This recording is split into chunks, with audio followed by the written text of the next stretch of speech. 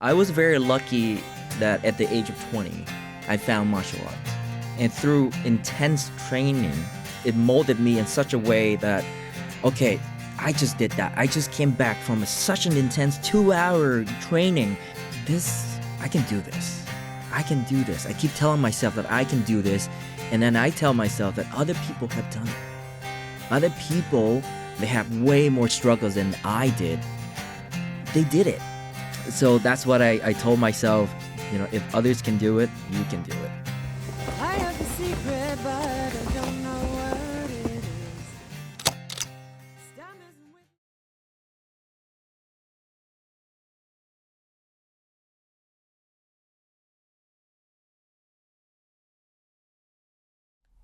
Welcome to America Lost and Found. My name is Janelle Rapp. My sister Gina Boss disappeared on October 17, 2000.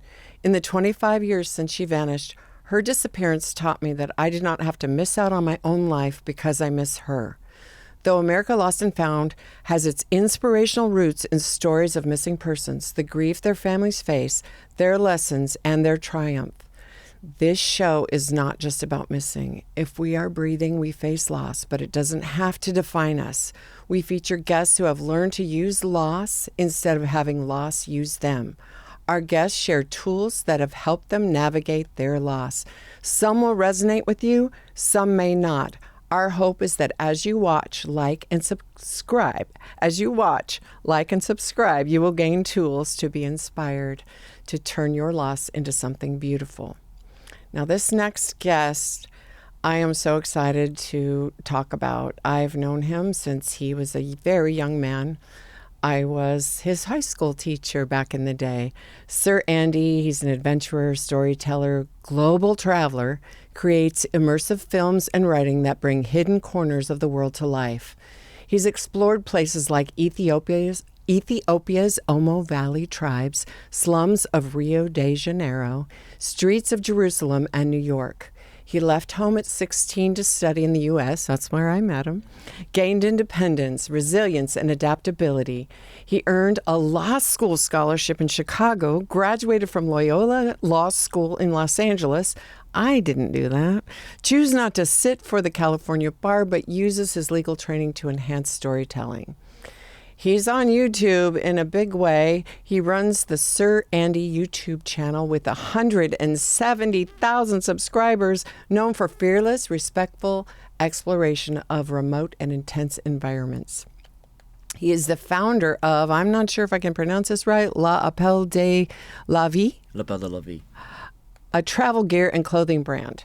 The brand was inspired by resilience, adventure, and life's calling.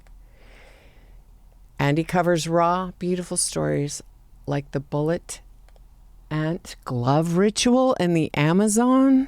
Wow, you'll have to tell us about that. Publishes in-depth features at sirandy.com. Sir is spelled SERANDY.com, sirandy.com.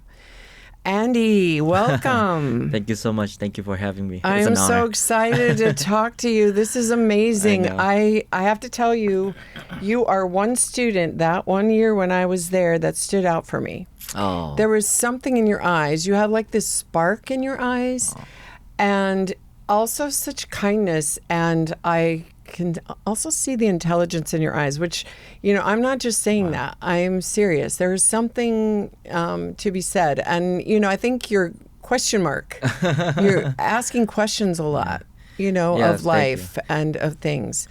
And I don't know that you had a lot of loss, but maybe you have had some loss that has helped to spur you on to greater things. And we can explore that if you want, but we don't have to. All I know is that the places you've been and the things that you've done. So basically, it's kind of a food. You have this desire to taste food in all these crazy countries, and then it sends you on these adventures, right? Yes. So I didn't even mention food, but You're right. So to start, I just want to say those are very kind words you just said to me, and it means a lot. And I honestly can say the same thing to you. Like, you were one of the maybe 2 or 3 teachers that really stood out to me during my last year at ADCS. You taught us not just music, but also you coached us you told us many life lessons, and you coached it not just in music, but in other ways as well. And I think you are the only teacher from my high school that still checks in with me once in a while. The only one. Wow. The only one. The other, they would, comment on my, photo once in a while, but you would send me messages and you would say really kind words to me, and I appreciate that very much. And I think it's just, it's who you are, and you're doing an amazing thing. I just want to let you know that. Oh, and that's so I sweet. follow your Thank journey you. too, and your podcast, and I'm very honored to be here. I am so excited to just hear about what your tools are. Yes. Like, I can't believe I know you. No, no. Yeah, it's just how you got from Vietnam, coming to the U.S., ending up in law school. I mean, that's a feat right there, just for even an American who speaks, their first language is English. American law? Oh, my goodness, the study it must have taken. Yeah, I love this country. When I was 16, 15, like my last few months at 15 years old, my dad was like, hey, you should go study somewhere. I was fortunate to having grown up in a family that cared about my education. So my dad was like, okay, you should go to another country. We can't afford it, so take this chance, take this opportunity, pick a country. And I was like, what about the U.S.? If we can't afford it, what about the U.S.? And, it was like, oh, that was a lot of money. And my dad was like, okay, that was a lot of money. Let me think it over a little bit. But after a few weeks of thinking, he's like, okay, just do it. Go for it. I'll try my best to support you. And, I just left. I think June 23rd, I left 2008. And, the first high school that I applied to a bunch of high school, but then ADCS accepted me. It was great. I tried to apply for public schools also because I didn't know. But, Right. Yeah. But somehow, ADCS felt right. So I talked to my uncle who was staying here at the time. He's recently just passed away Sorry. last year. So, yeah, big loss for the family. But I talked to my uncle then, and he was like, yeah, this seems like a great school, and it seems like good people here. You should go here. And, that's where I went, and that's where I met you. Incredible. Well, I'm so glad that you ended up there.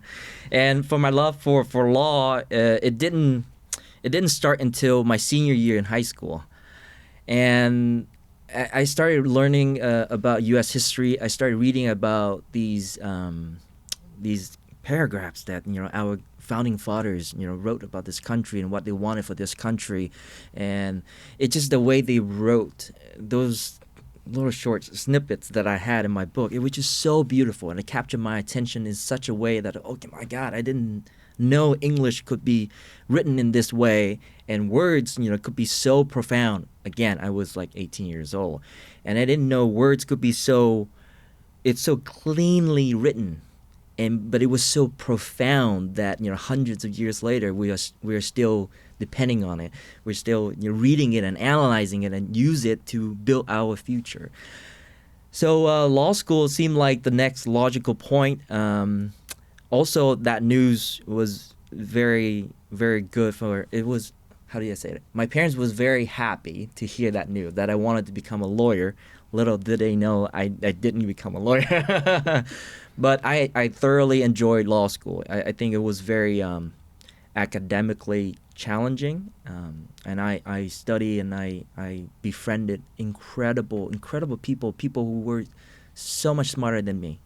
I felt like I was, oh my God, how am I going to do this? They're so smart.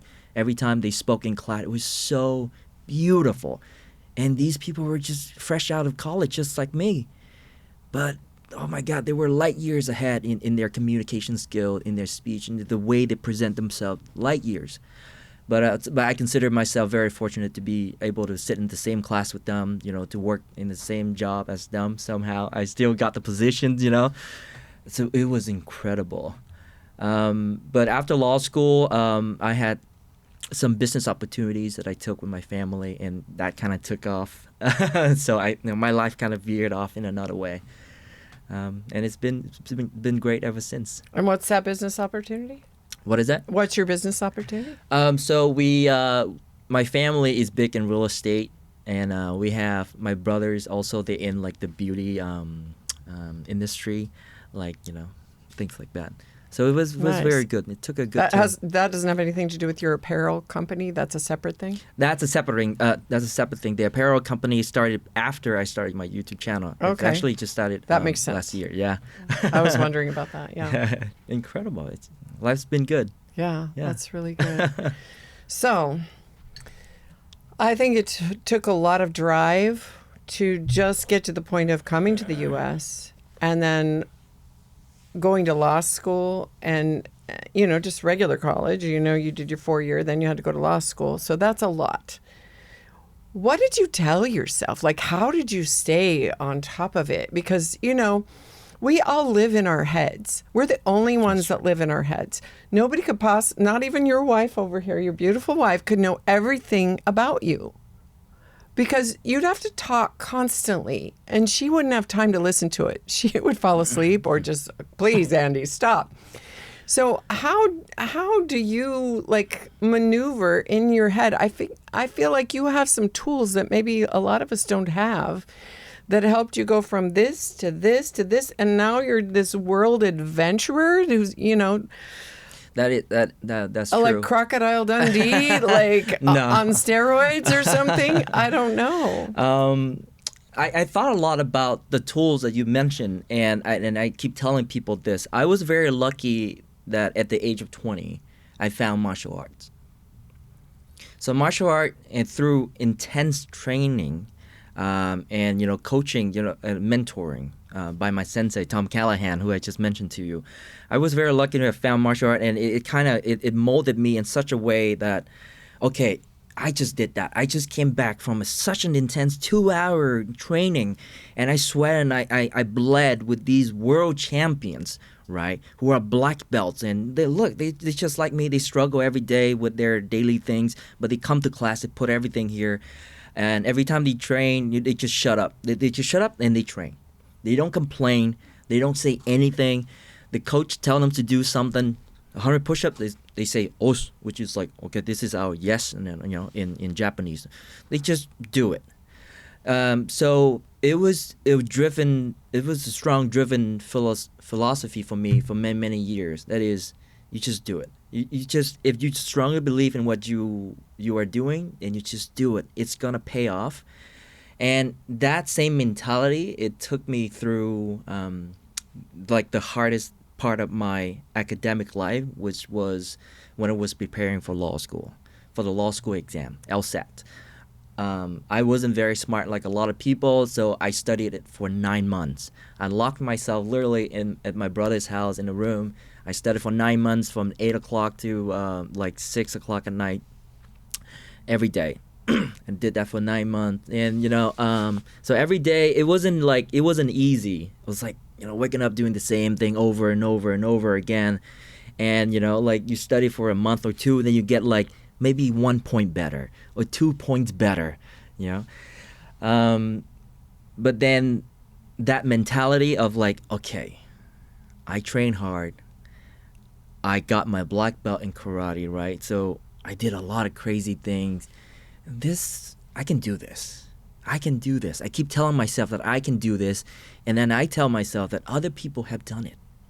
Other people who came from less developed country, they came from, let's just poorer background financially, or they have way more struggles than I did, or I still do in my life. They did it. They're in school. They're in the law school that I wanted to go to, and they're successful in life just because they grind, just because they put their head down, and they work hard. So that's what I told myself. If others can do it, you can do it, and keep your head down, eyes up, and just work hard. And that's what drives me. I try to keep that mentality every day. Sometimes it's not the same, but Yeah, that's what I keep telling myself. Yeah, it's kind of like a muscle. You just keep going back to it, Yes. working on that muscle. Yes, and I listen to a lot of like speeches, from successful people, like like everybody, they listen to Steve Jobs, Joe Rogan was a huge influencer in my life. He talked a lot about motivations and training. Martial art will help you. I play music too. I had a piano with me, so I play sometimes to relax, and that helps me a lot too. Yeah, it's a lot of that. That's really good. I think that for most of us, we're not that disciplined. Like, even if we tell ourselves those things, maybe we need to immerse ourselves even more, even more, even more. That's true. Even more than you. Yeah. Because maybe there's, you talked about that some people come from more poverty-stricken, they have less going for them than you had. Perhaps the people that had, the negative voices, like their family told them they were nothing, or, everyone around them, their teachers, if everyone told them they were nothing their whole lives, it's really hard to like study every day and get 1 point, or, after a month, or 2 points, or 3 points, whatever it was for you. So I'm wondering if they have to like get over that hump first, that hump of, I honestly think that we are all blessed, that no matter where we're sitting, no matter where we're born, that we all have an opportunity to be something, and we are meant to be something. And it's because we don't realize that we don't get to the point where we're able to just like muscle through these things. But if we were able to realize that you are already everything you need, you are already there, you just have to keep moving forward, and it will show up. Your chance will show up. But I think our chance is right now, in this moment. It's in the moment. That's incredible. Yeah, I think so too. Yeah. And I love that you were able to watch. So you're saying if you can't find it within yourself, try something that's a little hard, like martial arts, and, just go into it, stay in there, because it teaches you discipline that you wouldn't get otherwise. Yes, I agree. I keep telling people to, give your kids or yourself a chance at martial art. And I know there's a lot of like McDojo out there, like if you're lucky, then you find a good coach, good trainer, a good teacher that will help you not just with your skill, but also in life. Like we found a teacher like you. Man, martial art has changed my life. It gave me the confidence that that nothing else will get me. When I walk into a room, I know I can handle myself. I know I can protect, my girl, if something happens, my family. But also, you take that philosophy, right? You take that, okay, I'm tough physically, and also you take that and you deal with it mentally, in other aspects of your life, whether it's in school, whether at work. You're just thinking, I've done this, I can do this. I've done crazier things, I can do this. So it helps a lot. So maybe one day I can show you some martial art, or we can take a class together. I would love it. I had some Taekwondo when my kids were little. I almost got to a black belt, but I hardly remember any of it. Oh, that's honestly. awesome. But imagine the skill's still there. I never had any actual tournaments or anything. I didn't do it. I was too like, I'm not doing that. But you know how it feels. Like you've gone from white belt to, you didn't get black belt, right? No. But you've gone to maybe brown belt. I was brown. But that's whole. I could break boards with my feet and my hands. That's still good. I don't know if I can. It's still an experience that others don't have. Yeah. They don't know what that means to break a board. Yeah. The strength and the focus it takes. Yeah. Things like that. I think every things in your life gives you a perspective. Yeah, that's true. And it adds to it. I love that. Yeah. That is so true. Everything, literally everything. Just sitting here with you, it adds to my life like tremendously. I drive down the street, I see whatever happens on the way, it adds to my life. Oh, I just learned something there. I just learned something there. It's incredible. Maybe that's your key. Is that you're open to whatever's around you adding to your life. That could be it. That is a Yes. really good tool. Yeah, that could be it. Even when I It's travel. like no matter good, bad, whatever, it's all adding to your life. Yes, yeah. It's all making you stronger, better. Yes. So my wife, she usually says, "Why are you so chill all the time?" I'm like, it just happens around me. I just gotta accept it. Like I can't be fuzzing, over every detail. It just happens. Just let it happen. That's really good. Right. That's really, you're not fighting it, trying to control it. That takes a lot of energy. Right. Exactly. Trying to control things. Yeah. It's just that. It's like I don't want to be bothered by it. Yeah. I get that. Yeah. So we did the martial arts, we did the law school thing, and then you have this dream you've had for a long time to go travel and meet people Yes. in different cultures all over the world. And how did that get started? And where was the idea from? And Right. Exactly. how'd you get the money? And exactly.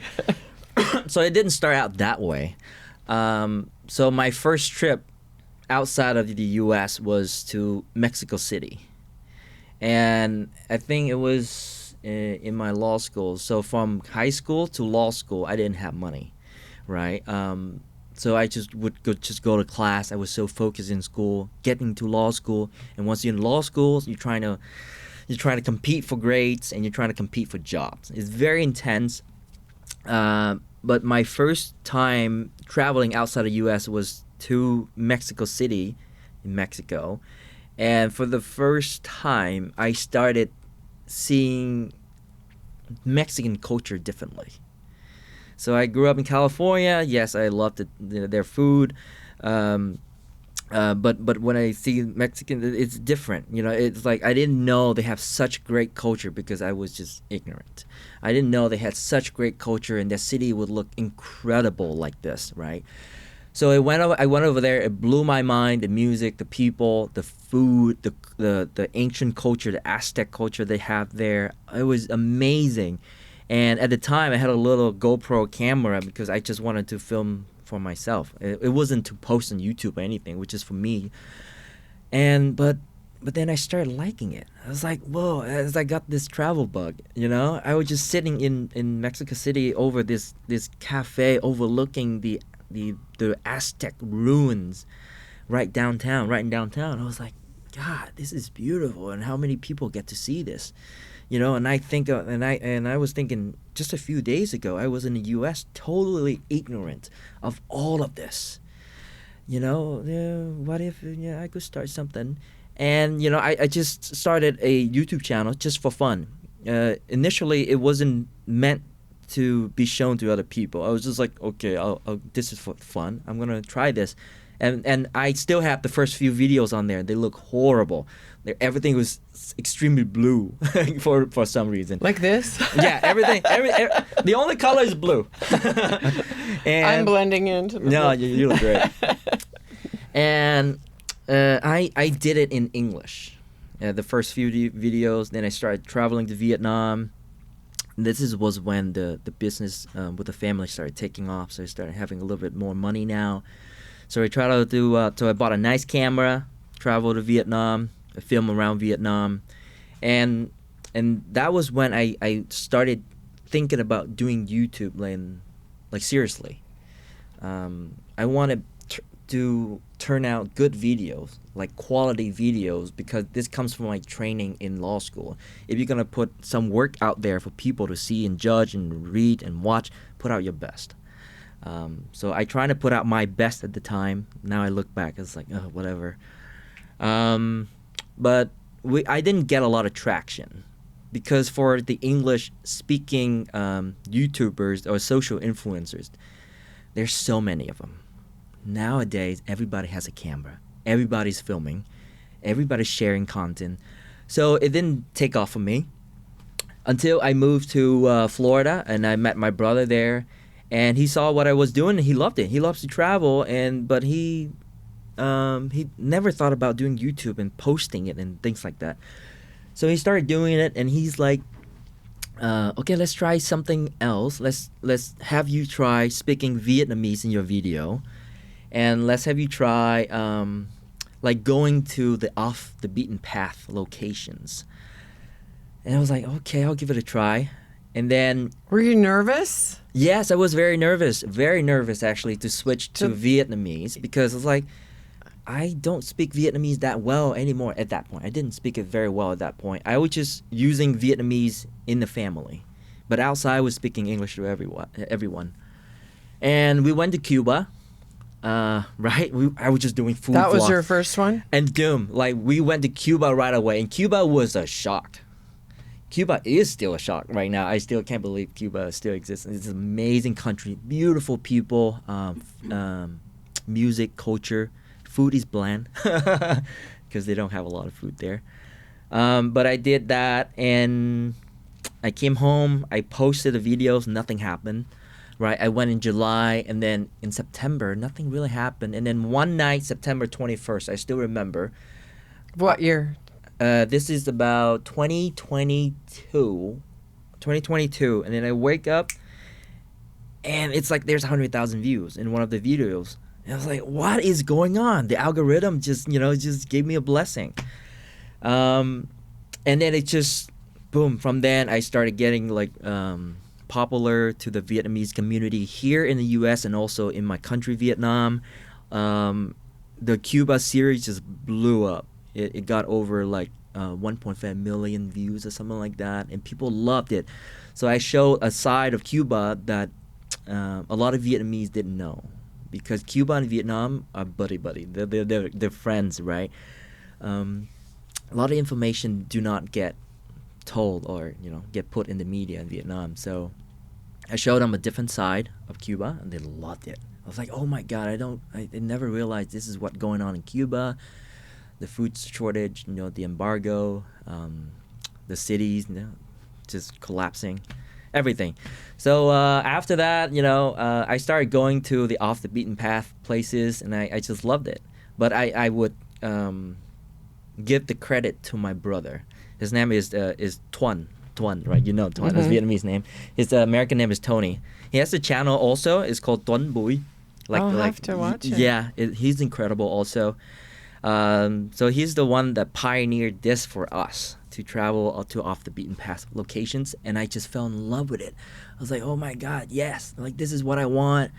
Like no more just like eating food and it's like, oh, the food is so great. I mean, food is great, but you don't have to film food all the time. And just after that, where did we go after Cuba? Oh, we started doing tribes, and we started going to slums. And slum life is much different from what we are used to every day. And it's very dangerous in a lot of slums around the world, especially in Latin America. We also have slums here in the U.S. We just don't talk about it that much. There's a lot of gun problem down there, a lot of drug problem.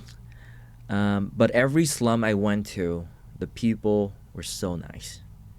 They protected me like just regular folks. So they don't have money, so they stuck in there. They live in a slum.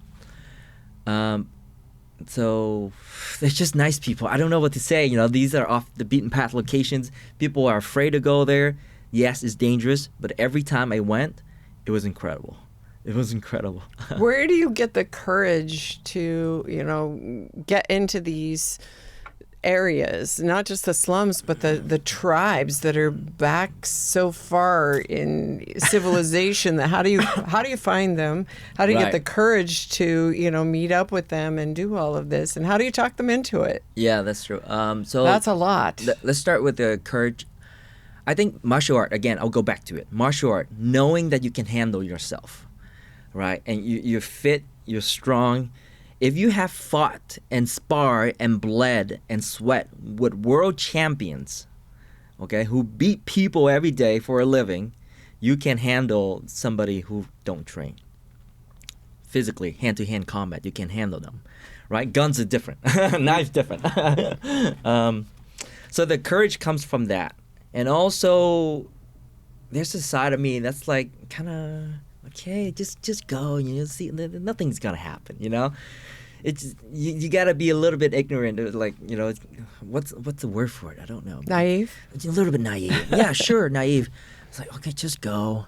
We'll see what happens. I mean, of course, we were smart about it. Like, to the really dangerous slums, we would hire bodyguards, right? They always carry guns with them, so we can pay them, for probably $50, $100, and they protect us. Of course, if the gang comes out, one guy is not going to do anything. But it give us some protection and some, what is it, calmness? No, not calmness. Security, yeah, that feeling. It feels good. It stems from that. So naivete, courage for martial art, and a little bit of preparation, with gun protection, tour guy, if we could find some. But some tour guys, they don't operate in the slum. Yeah, they don't. So you were on your own with a lot of those? Yeah, I was on my own. Or what I would do is, going back to the tools that you were talking about, what I would do is I would go to the edges of the slum and I would talk to people. It's like, anybody So can... it wasn't pre-planned. No. You would just show up. No. Yes. No. Whoa. No. Okay. So I would say 80 to 90% of my trips are not planned out. So even the ones where you go way back into the jungle So that one is planned. Oh, okay. But I didn't know it would go that far. Oh, okay. So I talked to a few people that did. So usually, like, just for the gang area, you cannot plan that. Everything can happen Right. so that fast. Makes sense. And so I would go to the edges of the slum and I would talk to people. Or even in Jamaica, I wanted to go downtown, but downtown was really crazy in Kingston, Jamaica. So what I would do is I would go to the police station. There's a video of that. I would go to the police station. I would pay the money. The American dollars talk, and it talked really loudly. And I would pay them, and I would negotiate with the police officer, and they would take me around. I met this one captain, and he ordered 2 police officers with rifles to walk me around downtown. And I paid him $100 for like 2.5 hours. It was the best experience. It was so nice. We walked around with guns and nobody bothered us and nobody threatened us, but it was still very crazy. So this was one of my tools, using money, like not just showering money. I was like, I don't have that kind of money, but use money to help the people in those countries and they need the money. And also, I get to have some experience back. So I think it's a fair deal, fair trade. Yeah. Hi, everyone. I'm Janelle Rapp, host of America Lost and Found. Thank you so much for watching part 1 of episode 16 featuring Sir Andy. It was such a joy reconnecting with him and hearing his inspiring story. Be sure to join us for part 2, airing November 2nd, 2025. You won't want to miss it. And don't forget to like, subscribe, and share so we can keep bringing you amazing guests like Sir Andy. See you soon. I have a secret, but I don't